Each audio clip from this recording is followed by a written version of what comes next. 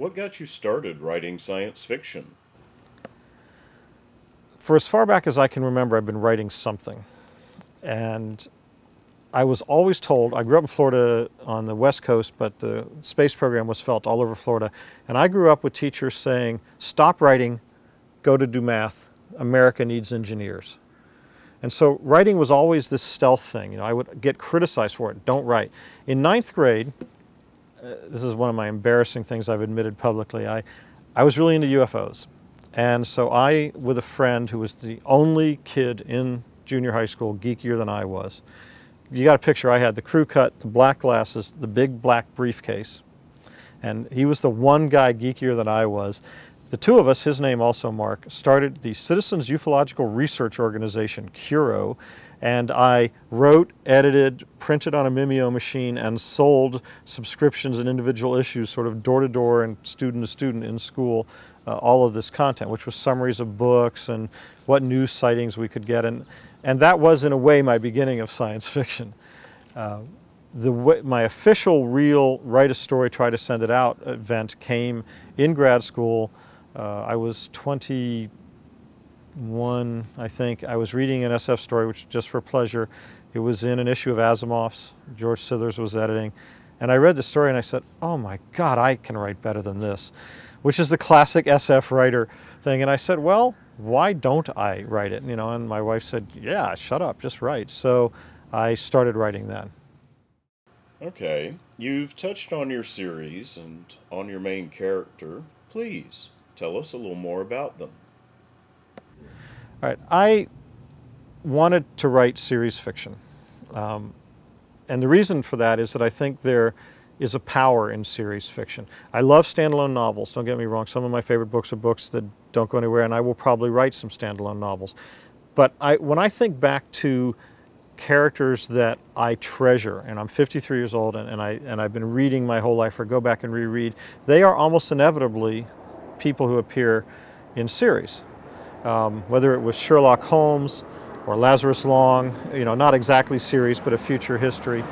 A lot of mystery readers that I liked. I was a huge Travis McGee, John D. MacDonald fan. And so I realized that readers get to know these characters. The characters, if it's done well, evolve, their worlds change, their perspectives change. And so I wanted to do that. I also wanted, I made a very conscious choice that I wanted to write books that, not to oversimplify, but I wanted the good guy to win. I didn't want to write downbeat books. Not to say the good guy is flawless, my protagonist is far from that, but I wanted stories that had something uplifting about them. And I wanted a world where it wasn't sequels in a particular goal. You know, I didn't want to write at this stage a trilogy toward a goal, so I wanted all the books to be able to stand alone. So what I ended up with was a character who lives we're about 400 or 500 years in the future. He is an unusual person in multiple ways. He was born retarded and lived that way on a frontier planet, the only planet humanity ever settled by a generation ship, which I thought was about the only viable way to settle a distant star because it didn't have to have faster than light travel.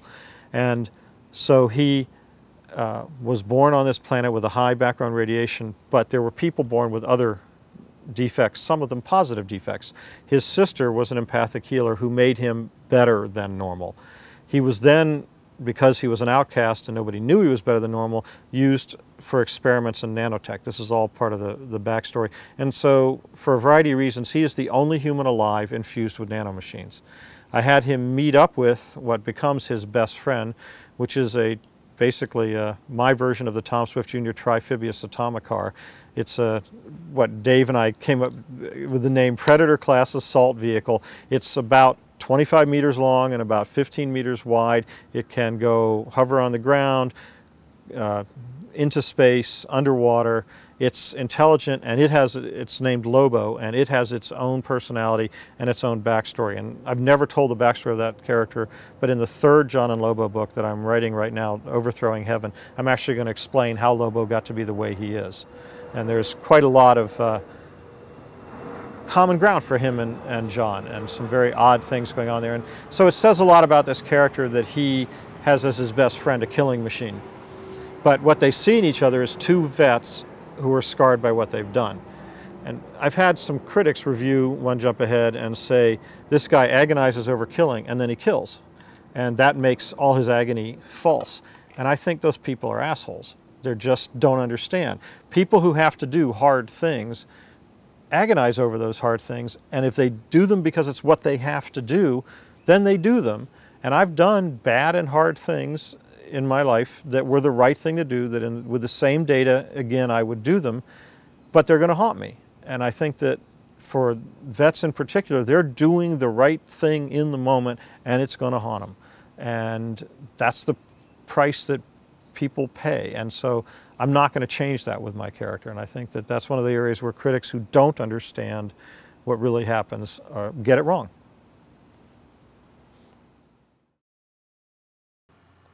Okay, knowing that Dave's sitting right here, working with another author can be amazing or amazingly awful. So, what are your thoughts on co-authoring, on working with another author, and your particular experiences? Well, with Dave, let me address Dave second, because we haven't collaborated on a piece and probably won't, although I suppose if enough money came along, we'd find a way, but... Lots of ways to get money. Yeah. I have collaborated with two other people on stories, and I found it to be interesting, very informative, dramatically more expensive than doing it yourself in terms of time. I mean, Pat Murphy and I wrote a novella that I quite like called Desert Rain. It took each of us more time by triple than it would have taken to write the same piece. We learned a lot. I think the piece is stronger for it, but it's an enormous expense. I collaborated on a Batman story with Jack McDevitt, and in that case, Jack and I actually couldn't quite agree on the ending. I wanted a far grittier ending than Jack did, and so there, the experience was one where it was back and forth, and Jack ultimately controlled the ending because he was the senior writer. The way I worked with Dave is that I rely on Dave, who is better at plotting than I am, and has just done this a whole lot longer than I am, to tell me if I'm being stupid or where I'm being wrong. So what happens is that I do detailed plots, ranging on the low end from about 8,000 words to on the high end about 26,000 words for a thriller that I'm partway through. And when I finish the plot, I show it to Dave and get any feedback from him. And Dave has usually given me some feedback that has made it better. When I finish a book, I immediately go and do a second draft in the computer. So I start at the beginning and rewrite. When I get to that ending of the second draft, I print it out and I send a copy to Dave. I then do a third draft on paper and Dave gives me his feedback. It has usually been not many pieces of feedback, but all of it good. And usually it's some small corrections, and then like I misspelled in typing too fast guerrilla. So guerrilla warfare, I had the monkeys fighting, which is pretty funny. Fortunately, we caught that one. But there's also usually a couple points where he will say something like, this motivation doesn't feel good, or his most useful comment frequently is, okay, this scene here you did very vividly, this scene here feels like you're coasting, go make this one as good as that one.